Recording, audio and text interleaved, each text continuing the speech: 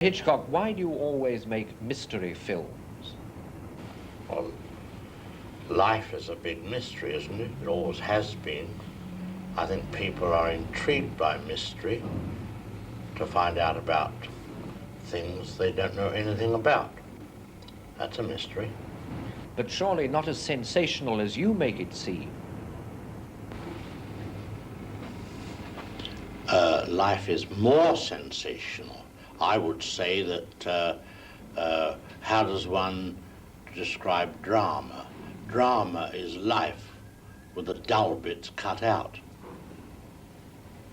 Do you regard the mystery, the form of mystery, in a film, as a kind of escape for yourself in any way? An escape possibly from your own fears?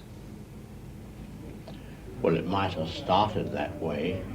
I suppose it must have all started when I was in my mother's arms at the age of 6 months.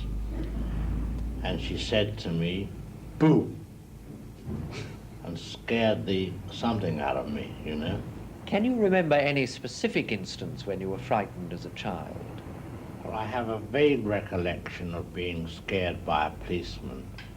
I think that when I was probably about 4 or 5 years of age, being sent with a note to the local police station and being shut in a cell as a punishment for some mishap or I don't even know what it was for. I was probably unjustly incarcerated at the time.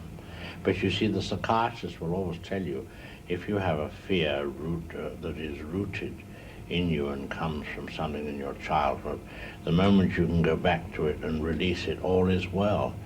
It doesn't apply to me. I'm still scared of policemen. Would you say you were a very timid man? Utterly timid. I'm scared of everything. Is there one rule above all others which is indispensable to a director who wants to frighten an audience? I think he should understand the psychology of audiences. He should also know that audiences love to enjoy the very thing that they have built in, and that's fear that all started when the mother said boo. But for some inexplicable reason, they like to, how shall I say, put their toe in the cold water of fear to see what it's like. That's why they go for rides on switchbacks and scream and then get off giggling. Little girls go on swings. They go higher and higher. And suddenly, when they get too high, they get scared and come down again.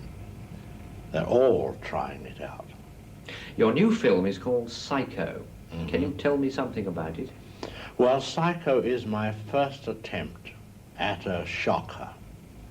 In other words, it has in its content certain episodes which do shock. In some sense, it could be called a horror film, but the horror only comes to you after you've seen it, when you get home in the dark. But can you be more specific? Is it about a particular kind of Oh, man? well, the broad idea is a young man, played by Anthony Perkins, who runs a small motel, about a 12-unit, a rather cheesy affair, really. And in an old house behind the motel is his mother, and she, I'm afraid, is homicidal. He should put her away, but he loves her too much. So you can imagine what happens to the guests at the motel. You once told me that actors were cattle to be shoved about. I wonder if you'd care to enlarge on that. You mean you want to make them larger cattle than they are? No. Well, I don't, that's really a joke. But they are children, you know, and invariably the problem one always has with actors is coping with their ego. But they have to have the ego, and they have to be ultra-sensitive, otherwise they wouldn't be able to do what is asked of them. You invariably appear in your own films, Mr. Hitchcock. Have you ever been tempted to become an actor yourself? Nothing so low as that. Mr. Hitchcock, thank you very much. Delighted.